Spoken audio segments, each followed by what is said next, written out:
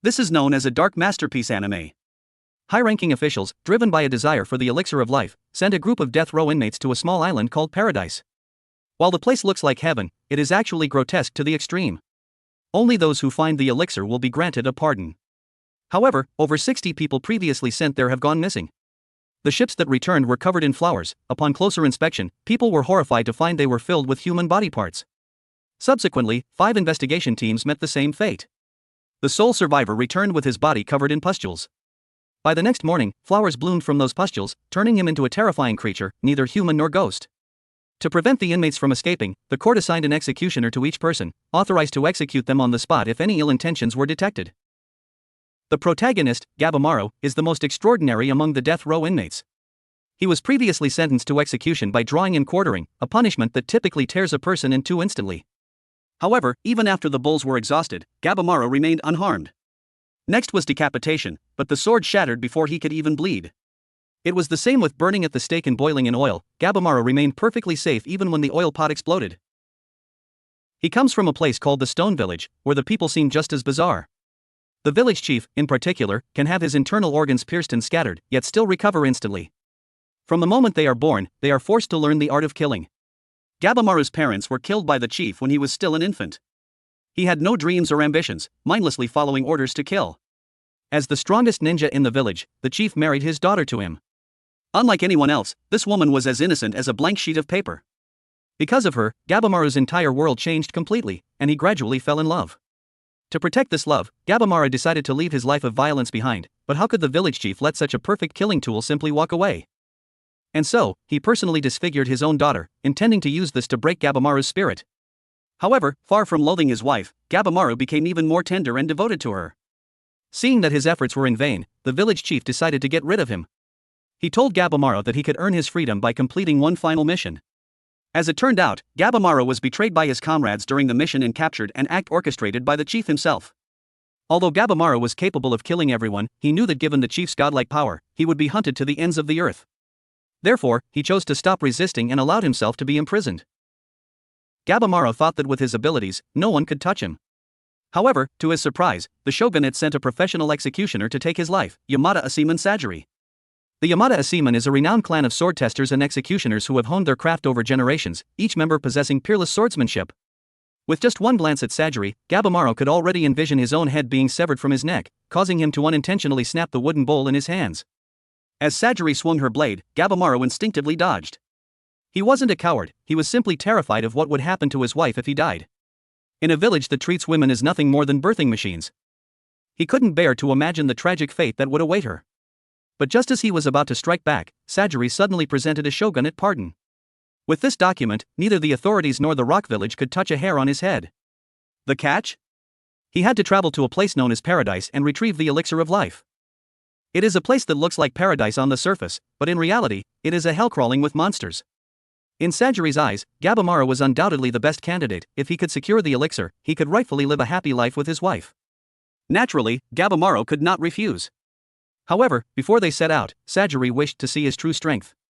In an instant, Gabimaru's entire body erupted into brilliant flames, and the soldiers standing in his way were incinerated to ash. Amazed by his power, Sajiri deemed him qualified. The next stop was Edo, where he joined the other candidates. Beneath the pavilion, the death row convicts knelt on the ground, all of them ruthless criminals who had taken countless lives. Similarly, only the one who successfully retrieved the elixir would receive a pardon. After witnessing the horrific state of the sole survivor of a previous expedition, several convicts grew terrified and declared they no longer wanted to go. Rather than dying such a gruesome death on that island, they claimed they would rather return to prison. No sooner had the words been spoken than the head of the giant guard rolled onto the ground. "If you don't want to go, then die now," the official declared. He continued to explain that once on the island, members of the Yamada Aseman clan would accompany them as monitors. Any misconduct would result in immediate execution. Furthermore, if the assigned executioner died, whether by murder or accident, the convict would also be executed upon return.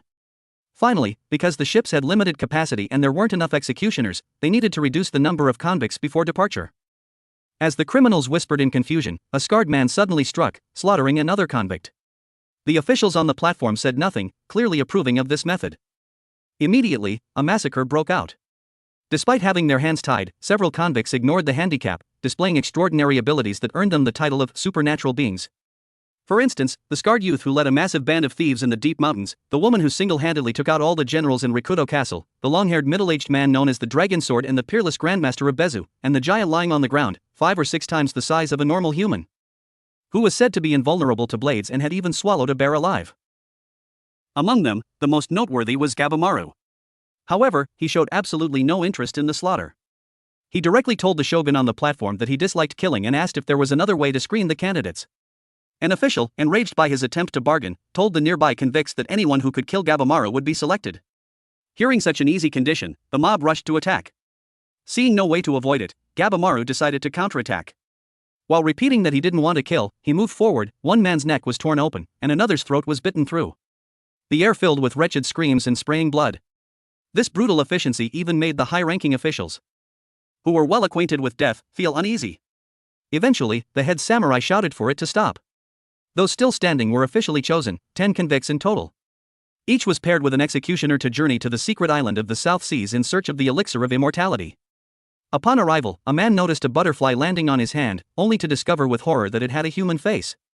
Moments later, he had to chop off his own hand after being stung, the severed limb rapidly transformed into a plant. Soon, a swarm of centipedes crawled toward them, creatures that not only possessed human faces but also had countless twitching fingers inside their mouths. This was a bizarre, twisted paradise. Those affected by the butterfly's pollen would not only become nutrients for the island but also be forced to fuse with other organisms, turning into indescribable monsters.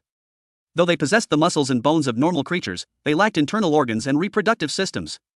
Driven by the desire for the legendary elixir, the high officials had sent this group of death row convicts into a literal living nightmare. Previously, almost all those who participated in the investigation had perished. The sole survivor had turned into a mere potted plant, neither human nor ghost. What shocked everyone on the island was that even before a trace of the elixir could be found, a massacre had already begun. Convicts killed monitors killed convicts, and convicts killed each other. In this three-way free-for-all, order had completely collapsed on this side of the island. Upon arriving on the island, Sajiri was captivated by the ethereal scenery. However, Gabimaru sensed that something was wrong. The vegetation and the chaotic ecosystem felt disturbingly unnatural. Beneath this beautiful facade, unknown dangers were surely lurking. Just as he removed his shackles to prepare for action, Sajiri swung her blade at him, reminding him that according to regulations, a convict must remain bound until the mission is complete. This constant nagging left Gabimaru somewhat speechless, but he was currently too indifferent to start a conflict with her. While Sajiri was refastening the shackles on Gabimaru, a massive hammer suddenly struck. Gabimaru took a direct hit to the head and was sent flying. The attacker was Hoko, one of the death row convicts.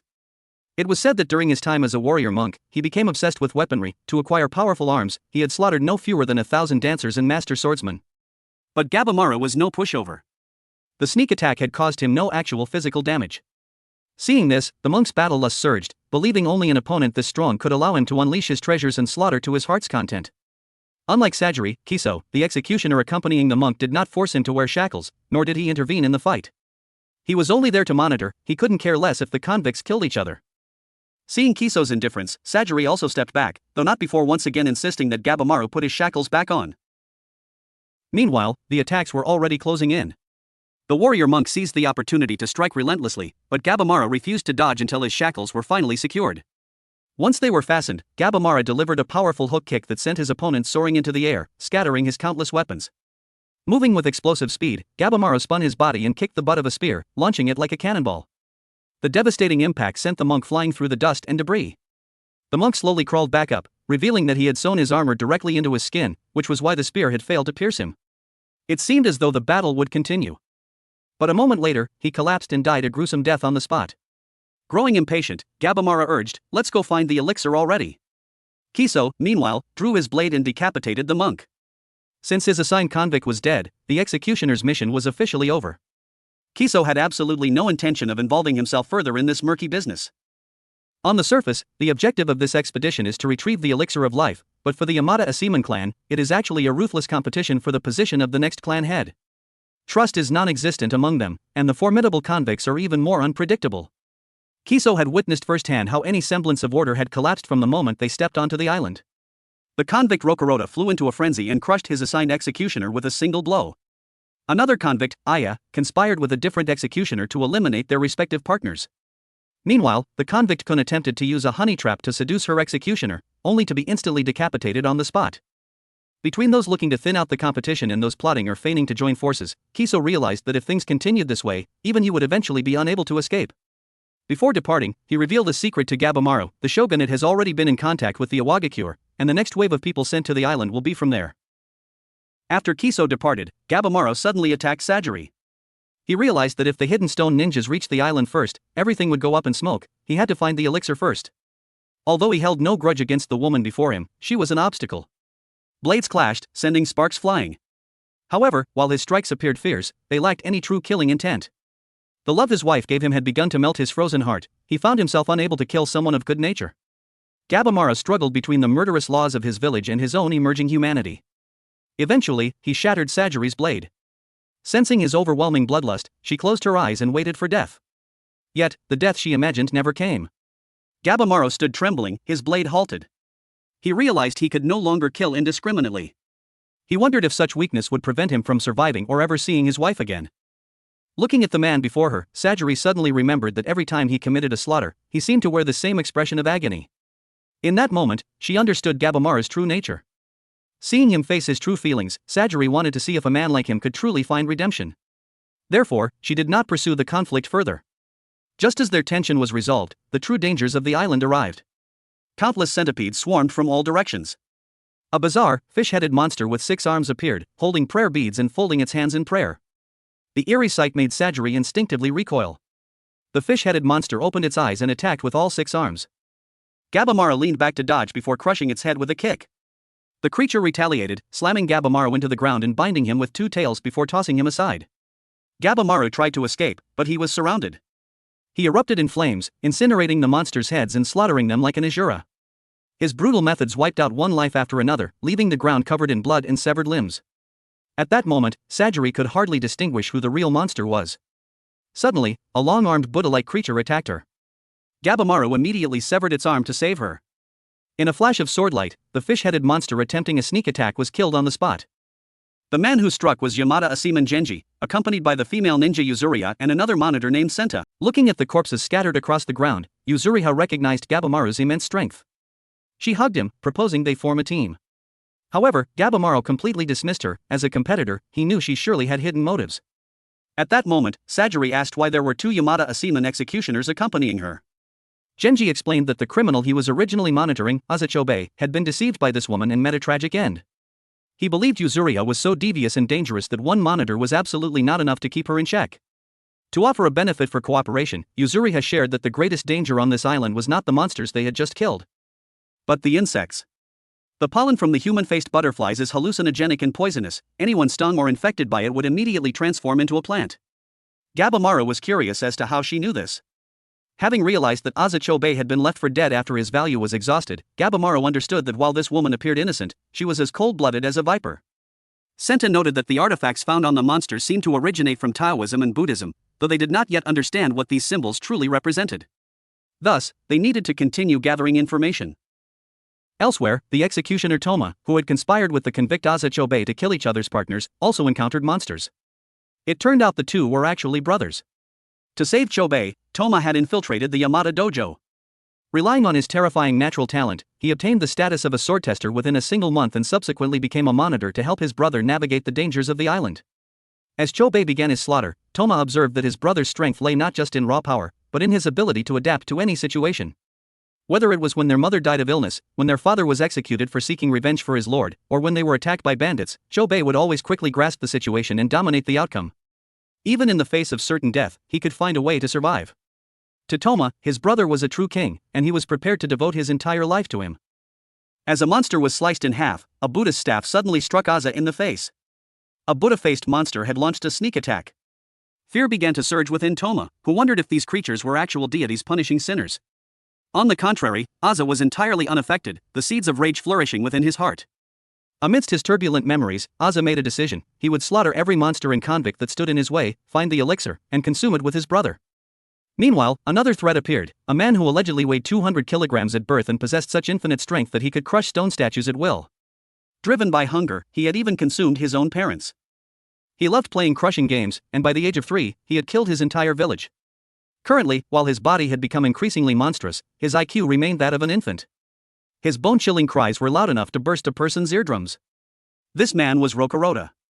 The rank 1 executioner of the Yamada clan had already been reduced to mincemeat by a single slap from him. Just moments ago, another executioner named Renji was killed instantly while trying to save Sajiri. Even though Rokuroda's palm only grazed him, the force was enough to impale his body and send him flying hundreds of meters. Seeing that Rokuroda was about to strike again, Gabimaru launched a kick that sent the giant tumbling, knocking down several large trees. However, the attack dealt no damage at all. Rokuroda uprooted a massive tree nearby and hurled it forward. Gabimaru narrowly escaped death by dodging it. Looking at the giant hand reaching for him, Gabimaru realized he could not engage in a direct physical confrontation. Physically, the giant was a freak of nature. A single touch meant certain death. He had to rely on long-range attacks. Gabimaru immediately targeted Rokuroda with dozens of ninjutsu techniques. However, whether it was lightning that could pierce trees or blades as sharp as steel, nothing could break through the opponent's defense. He realized he needed someone to create an opening so he could get close enough to use a fire-based technique. Meanwhile, Yuzuriha, who had promised to cooperate, was simply sitting in a tree watching the drama, completely indifferent to the battle. Suddenly, a flash of a blade severed Rokuroda's fingers. The one who stepped in was Sajiri. Although her rank among the sword testers was only 12th, the ranking in the Yamada house was not based solely on strength, but also on the proximity of one's right to inherit the headship. As a woman with insufficient combat experience, Sajiri had been marginalized, but that did not mean she was weak. In terms of executioner swordsmanship, her skill was terrifyingly precise. Gabimaru had to admit that when her purpose, mission, and heart were aligned, her hesitation vanished, and her swordsmanship could surpass anything. Rokuroda's constitution was extraordinarily durable, but as long as a strike was perfectly aimed at the gaps in his physical structure, a blade could still kill him. However, because the opponent moved constantly, Sajiri could not land a clean hit. Suddenly, a deafening roar erupted from Rokuroda's mouth. The sudden sound froze everyone in their tracks. Rokuroda swung a massive palm, slamming Gabimaru deep into the ground. Relying on the special physical conditioning of the hidden stone village, Gabimaru thought he had endured it, but he immediately began coughing up blood. Rokuroda followed up with a punch as heavy as a mountain, but fortunately, Sajiri parried the final blow. Once again, she swung her blade against the giant's body. As the massive figure fell, Sajiri prepared to behead him, but Rokuroda managed to dodge. Gasping for breath, she asked Gabimaru if there was a way to make the giant hold his head up. Gabimaru replied that he might have a way. He cast several fire-based techniques, but instead of targeting Rokuroda, he set the surrounding trees ablaze to create thick smoke. The smoke gathered at a high level, containing carbon monoxide to induce poisoning and unconsciousness. Due to the giant's height and his constant crying, he was bound to inhale a large amount. Eventually, Rokuroda could no longer bear it and sank to his knees.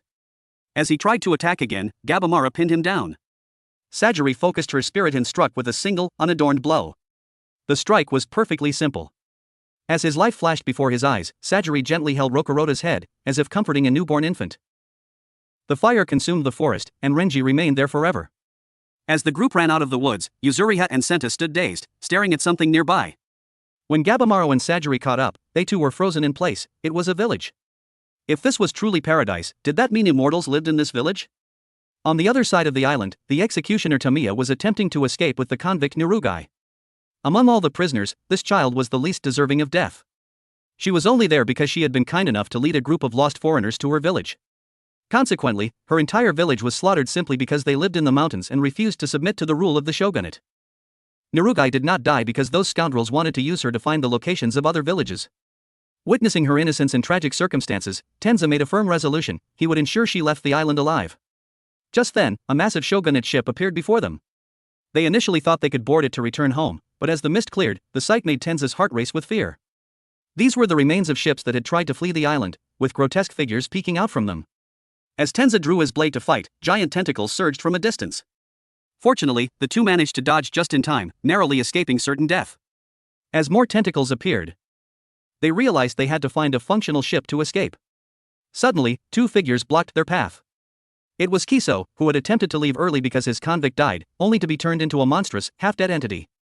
Surrounded by tentacles rising from the sea, Nirugai chose to give up. Ever since she inadvertently caused the destruction of her village, she no longer wished to live. However, Tenza was stubborn and refused to understand her despair, fighting desperately to save the child. His pure-hearted impulsiveness moved Nirugai, and after a bloody struggle, they managed to flee, though they were forced back to the island. All the surrounding currents flowed inward. Without finding a way out, they would be trapped forever even if they found the elixir. As they washed the blood off their bodies, Tenza made a sudden discovery: the boy before him was actually a girl. Meanwhile, Aza and his brother continued their slaughter in search of the elixir. To survive, Chobei resorted to drinking the blood of the monsters. After replenishing his fluids, he instinctively sensed something ahead. Parting the grass, the two were astonished to find two beautiful women kissing in such a hellish place. Chobei launched an attack, slashing the eye of one of the figures, but before his blade could descend again, flowers bloomed from the socket and the eye regenerated instantly. It turned out these were the Tensons, the immortals of the island. These hermaphroditic beings had no gender and possessed boundless power, capable of shattering metal with their bare bodies. Furthermore, they were truly immortal. Even if sliced in half, they would recover in the blink of an eye. Their strength was beyond imagination. Any intruder on the island would be punished and thrown into a furnace to be refined. There, they would not die but would be reincarnated as beautiful flowers, achieving eternal happiness. These lives would then become the source of the Elixir of Life, turned into pills for the Tensons to consume. To kill Rokuroda, Gabimaru had set the surrounding forest ablaze, and the massive fire attracted numerous bizarre creatures. Since these monsters were the only clues to finding the elixir, the group followed their trail to investigate. Venturing deeper, they discovered a village. Suddenly, a little girl ran past Gabimaru. In a place filled with monsters, the appearance of a normal human was highly suspicious. As Gabimaru tried to grab her, a staff swung over his head. A humanoid creature made entirely of wood, a tree man stood before them. Gabimaru kicked the creature away and told Yuzuriha to handle it while he chased the girl. Yuzuriha took out a vial of medicine and drank it down. On the other side, Gabimaru quickly caught up with the girl.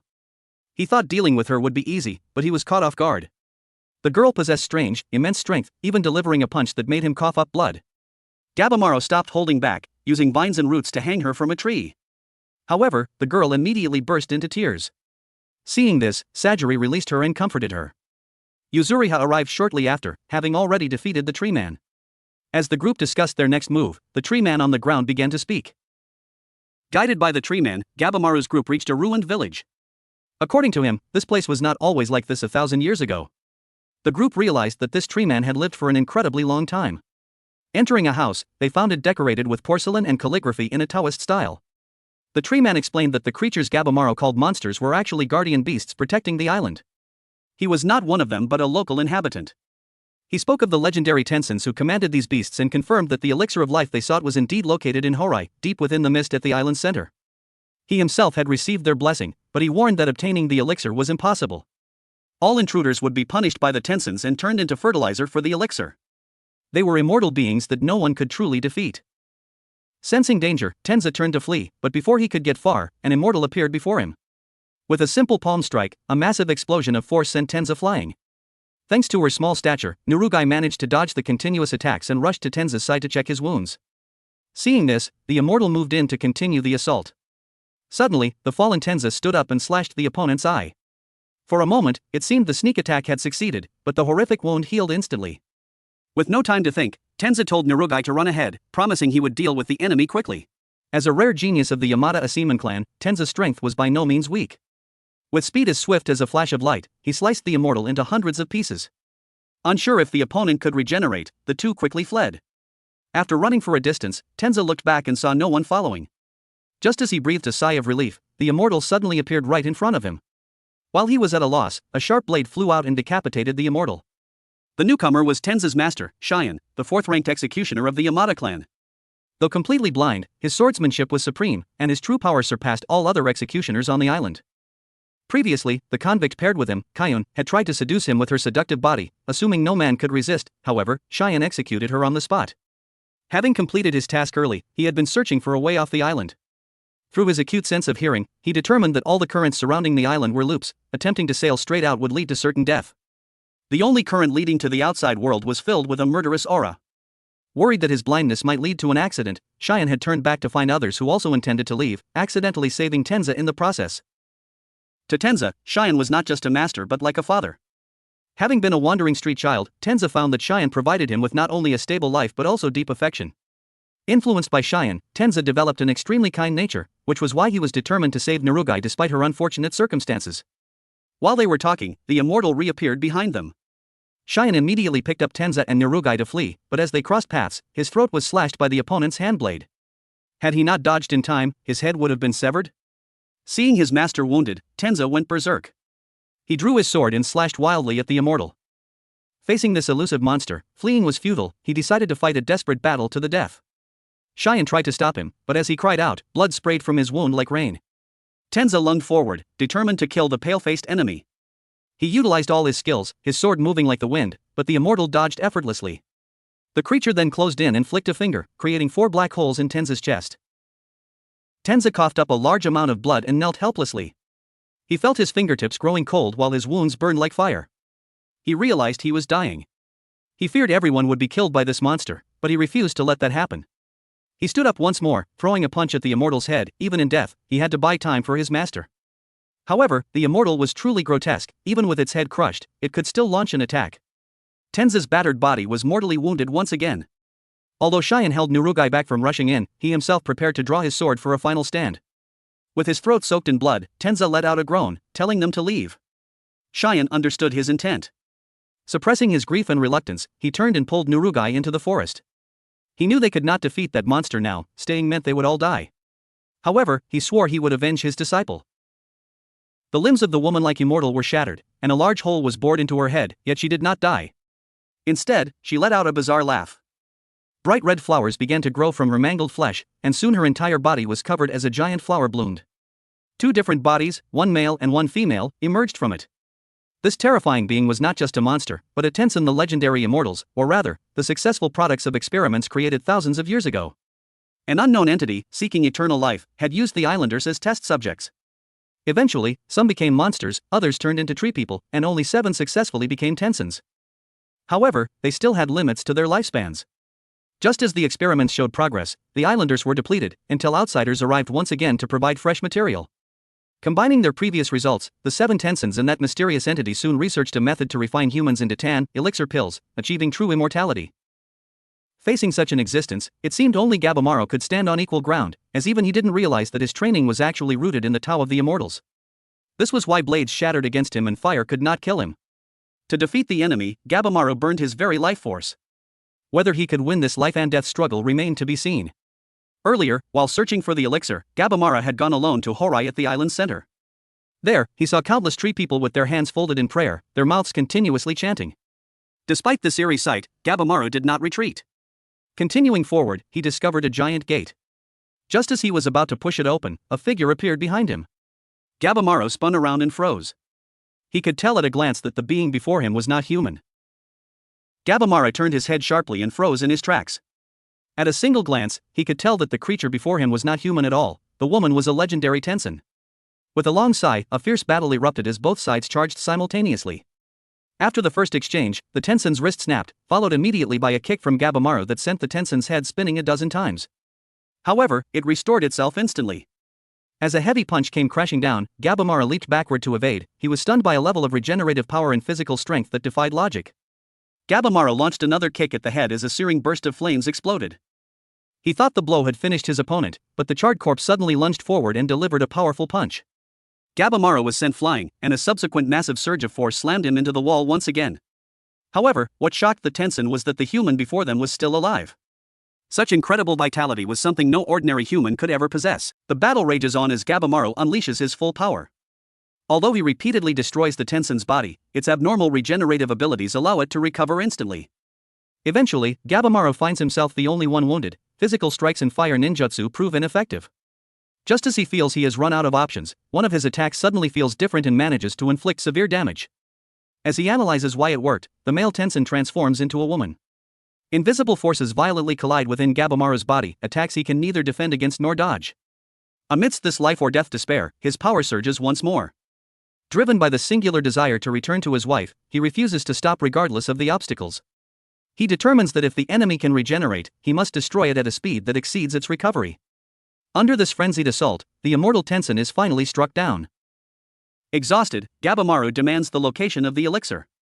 In response, he hears only a bizarre laugh as the Tensen transforms into an utterly grotesque flower-like monster.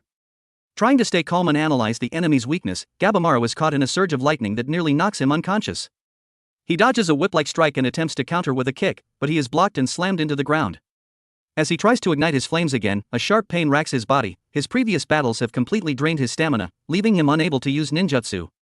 Lashed by countless vines and losing consciousness, the image of his wife flashes through his mind, and he fears he might never return. Bound in midair and crushed by giant vines, Gabimaru uses a hand blade to cut himself free. His ninja instincts take over. Even while drifting into unconsciousness, he reflexively chooses a suicidal explosion of fire. At that critical moment, the young girl, Mei, suddenly appears. With a sharp cry and a burst of overwhelming power, she carries Gabimaru away to safety. The Tensen glares at the retreating pair, growling as its body disintegrates and its petals fall. Meanwhile, in the center of Horai, the other Tensens are debating whether to manifest as male or female. The purple-haired Tensen interrupts their conversation, demanding the routine reports. While most intruders have been eliminated by guardian beasts, Jujin was not only unable to stop the humans found on the coast but also struggled in a difficult battle last night, eventually being forced to use his Kishikai form. The blonde Tensen grows angry and crushes Jujin's head in frustration. Another Tensen warns them not to underestimate the current intruders. Not only have the beasts been slaughtered, but even the gatekeepers have been defeated. These humans are different from those who came before. Just then, Azachobe, who had been thrown into a pit, crawls back out. He asks Jujin if the man who forced him into his monster form is dead. The Tensen acknowledges it and drinks the Tan elixir from a cup.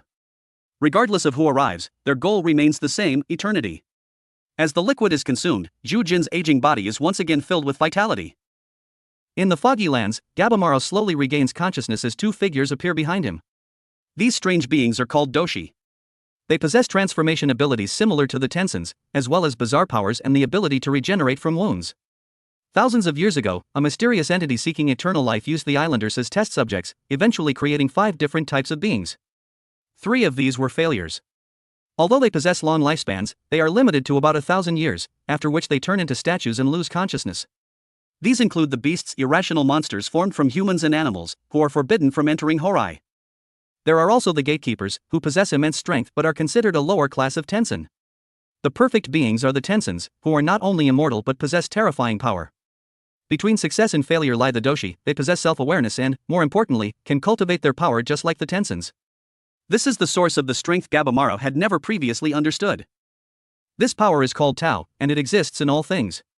Truly powerful humans have actually managed to reach its threshold. There are 5 hidden methods to enhance one's Tao: meditation, breathing techniques, and most importantly, sexual alchemy, the union of yin and yang. The more these 2 poles circulate, the more one's Tao grows. Tao strengthened this way possesses the power to alter the balance of forces. The ones who have reached the pinnacle of this art are the Tensens. Because they are hermaphroditic, they can perform this yin-yang circulation within themselves. 1,000 years of continuous cultivation has granted them unparalleled power. Just moments ago, Yamada Asiman Fuchi and the convict Gantetsusai encountered Gabimaru in May. Gantetsusai is incredibly strong, having previously slain one of the gatekeepers mentioned by the Tensens. Gabimaru realizes that a direct confrontation with Gantetsusai might result in both of them dying. Therefore, in order to defeat the Tensens and obtain the Elixir of Life, he decides to use his current knowledge as a bargaining chip and proposes an alliance with them. At that moment, Mei, who had been unconscious, sat up. Gabimaru noticed something was wrong. She had clearly been a small child before, but now she appeared to have grown older. Seeing that Mei could speak, Gabimaru immediately rushed over and asked if there was a way to resist the Tensens.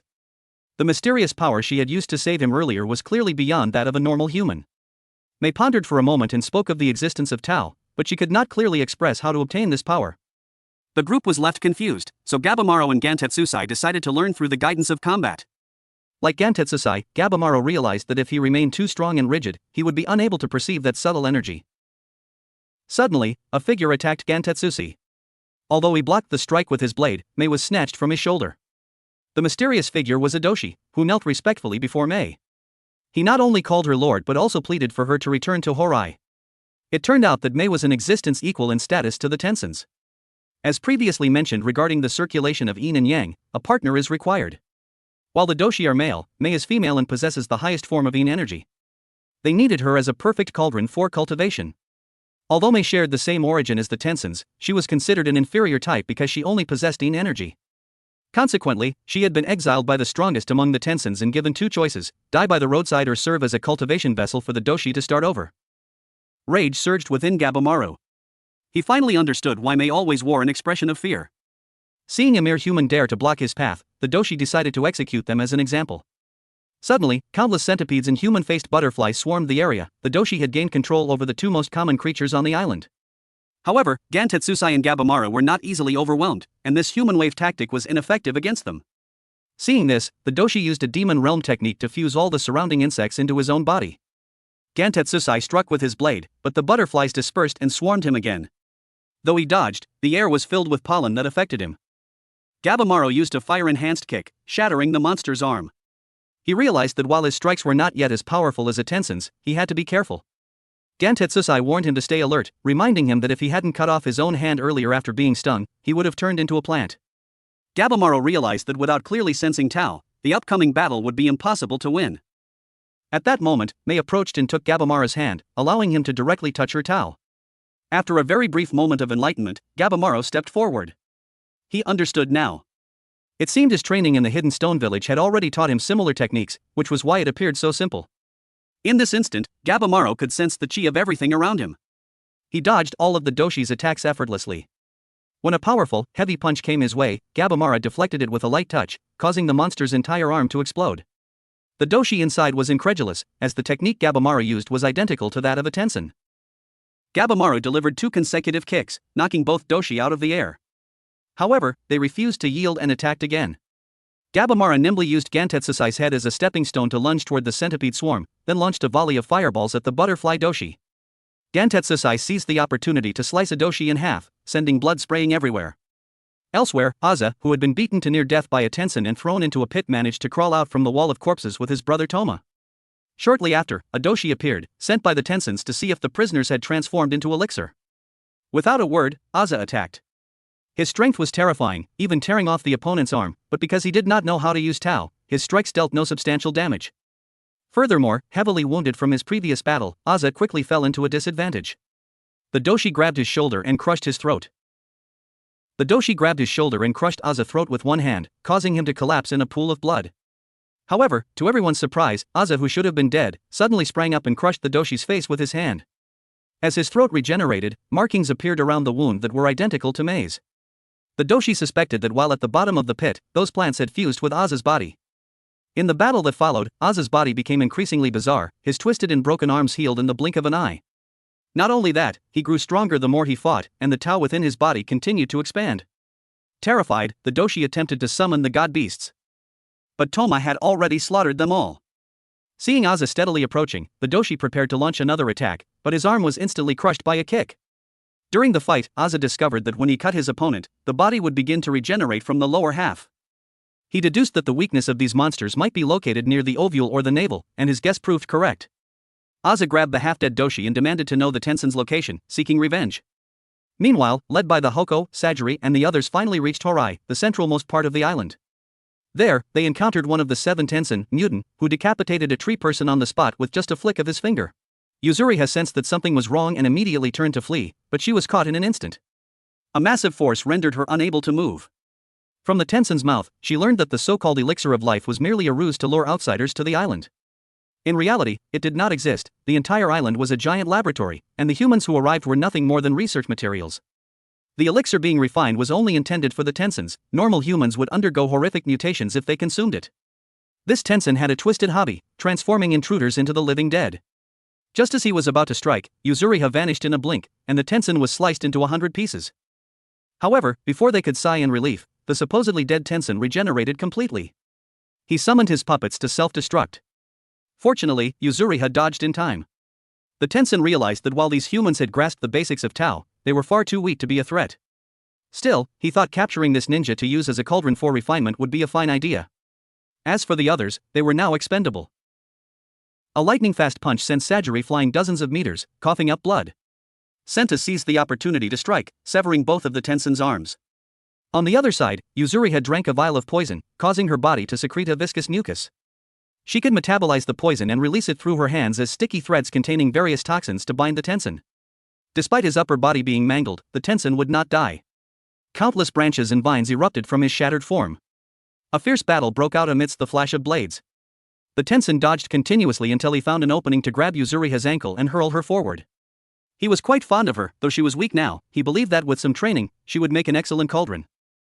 During the exchange, Sajiri struck with her blade, but the Tensen leaned aside to dodge. He ignored her, thinking she was even less of a threat than the ninja. Suddenly, Sajiri threw her weapon. To his surprise, the blade pierced the Tensen's abdomen. The treeman's head on the ground shouted, "Aim for the Dantian!" The source of a Tensen's power.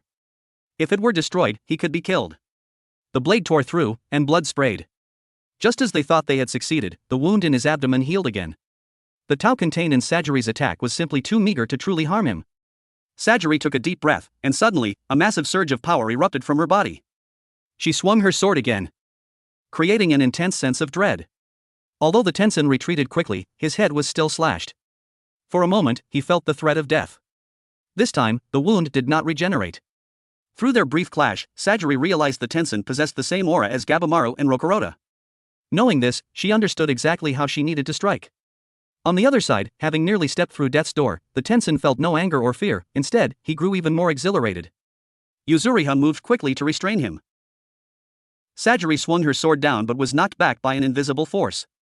The Tensen roared, commanding the living dead to kill the female ninja. Senta arrived just in time to slay the creature. Unable to break free, the Tensen directly bit off his own palm. Sajiri attacked again, but a single person's assault was clearly not enough to overcome him. Suddenly, a whip-like strike landed. Yuzuriha and Senta had joined the fray. Under their combined assault, all of the Tensen's limbs were severed. Yet, it was still futile. The Tensen's mangled body floated into the air. He performed a hand seal and transformed from male to female. Under an invisible attack, Senta was the first to fall. Seeing this, Yuzuriha risked everything. She drank more poison and threw out mucus threads to bind the Tensen's ankles. The Tensen launched a barrage of attacks at her, but she did not dodge. Even as the strikes rained down, she refused to let go, violently pulling the Tensen down from the air. As the Tensen rose to kill her, a sharp blade pierced through his chest from behind. It was Senta. He held the Tensen tightly and told Sajiri to strike. Sajiri lunged forward, her sword aimed straight at the Tensen's dantian. With combined speed and power, she shattered it. The Tensen coughed up blood, his eyes wide in disbelief as his life force vanished. Their desperate gamble had finally secured a victory. However, just as they let their guard down, Yuzuriha noticed that more flowers were blooming on the Tensen's corpse than before. As she grew suspicious, a burst of light struck. Memories flooded Senta's mind. He hated the Yamada house and the work of killing, yet he had been unable to resist. That was until he met a certain girl whose carefree nature blew away his stagnant life. He admired her freedom and silently fell in love with her. After being hit by the attack, flowers began to bloom across Senta's face, yet he remained happy with his choice. Behind them, a giant flower bud bloomed. While Sajiri stood in a daze, a massive hermaphroditic entity, 10 meters tall and colored in black and white, was born. Sajiri looked on in despair, tears welling in her eyes. How could they possibly continue fighting such a monster? The Tensen's massive form began firing vines and flowers at them. In their moment of despair, Cheyenne appeared and sliced through everything. Yamada Asiman Cheyenne was the only executioner who had yet to show his true strength. Though blind, Narugai had claimed his power was unervingly absolute. Through the previous battle between Tenza and the Tensen, combined with his own later insights and training, Cheyenne had now fully mastered the use of Tao. This was the only power capable of killing a Tensen. Sword light flashed through the air, shattering the encroaching branches. Cheyenne lunged forward with explosive force. The Tensen swung its arms, raining down countless orbs of light upon him. Stone statues shattered and thick smoke billowed into the air. Suddenly, a sharp blade pierced the Tensen's abdomen. Immediately after, Cheyenne sent him flying with a kick. Sajiri and Yuzuriha watched in disbelief, amazed by the man's overwhelming power. However, at that moment, the Tensen let out a bizarre laugh. Countless flowers began to sprout from Cheyenne's body. Despite the minor scratches sustained in the previous battle, the mutation was already taking hold. The Tensen could not wait to refine him into high-quality elixir. Cheyenne acted decisively, cutting away the flowers growing from his own flesh, though this caused him to bleed profusely. Knowing he had to end this quickly, he lunged at the Tensen once more. On the other side, Sajiri and Narugai also joined the fray. Sajiri informed Cheyenne that the Tanden is the source of a Tensen's power, and destroying it is the only way to kill them. However, she noted that the Tensen's current form likely possesses two Tandens, both of which must be destroyed simultaneously. To protect themselves from vine scratches that could cause flowerification, Sajiri and Narugai used slime secreted from Yuzuriha's body and covered themselves with bandages. Their plan was for the two of them to launch a frontal assault while Cheyenne looked for an opening to destroy both Tandens at once. As soon as she finished speaking, the attack commenced. Narugai dodged the initial vine strike, then leaped into the air and sliced through it with a single stroke. Suddenly, the Tensen moved instantaneously, lunging downward with sharp claws. Fortunately, Sajiri managed to parry the blow. By utilizing her Tao, she was able to easily sever the regenerating vines of flesh. Seeing this, Cheyenne began to act according to the plan. The Tensen condensed golden orbs of light and fired them at the group, but Cheyenne dodged them all through his sensory perception. He then charged forward. As he moved, a surge of greater power erupted. With another swing of his sword, the Tensen's leg was completely severed, causing its body to collapse. Although the leg continued to regenerate, it could no longer keep up with the speed of the destruction. However, by this point, everyone's bodies had nearly reached their limits. The Tensen slowly rose, letting out a maniacal laugh as golden light erupted in all directions in a frenzied burst. While Narugai stood dazed, Sajiri stepped in just in time to save her. Taking advantage of the tension focusing its full attention forward, Cheyenne swiftly approached from behind. White Tao flowed from his entire body toward the blade, continuously refining and swirling around it. Cheyenne raised his sword high. This strike carried all of his rage and his unwavering determination to destroy the monster before him. However, just as the fatal blow was about to descend, Cheyenne suddenly stopped. Something felt wrong. Was the tanden truly the weakness? Why couldn't he sense any flow of Tao within it? As time slipped away, Cheyenne grew increasingly anxious. At that moment, a dying Senta forced himself up and called out to him. The tanden of a plant is its ovule. It is where the flower concentrates its nutrients. The center of those petals is the true weakness. Hearing this, Cheyenne no longer hesitated and delivered a powerful strike. As the ovule was sliced open, countless Tensen heads, male and female, young and old, emerged from within. Cheyenne did not let down his guard, preparing for a follow-up attack. To his surprise, petals began to fill the sky as countless peonies bloomed. It was as if the Tensen had finally returned its life essence to the earth. The battle was finally won. But they paid a staggering price. Both Senta and Cheyenne were critically wounded and on the verge of death. Although Yuzuriha had a healing ointment, there was only enough for one person. Between pain that can be endured and pain that is beyond saving, the choice for these two was clear. Senta was like a candle flickering in the wind. In his final moments, he hallucinated an unreachable, beautiful dream. Amidst the breathtaking scenery, held in the arms of the woman he loved, he closed his eyes forever.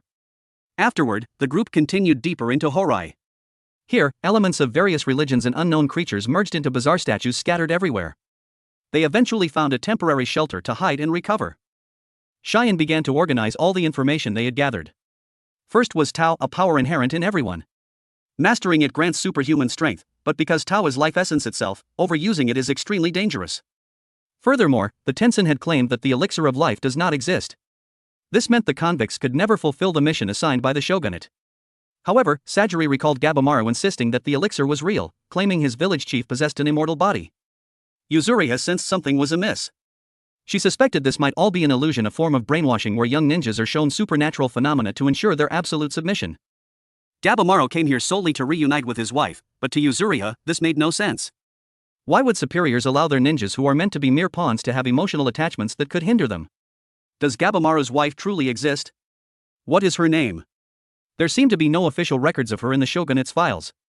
Perhaps she, too, was nothing more than an illusion created by the village chief. On the other side, Gabimaru overexerted his Tao in a rush to master it, causing him to collapse. When he regained consciousness, he had lost his memory.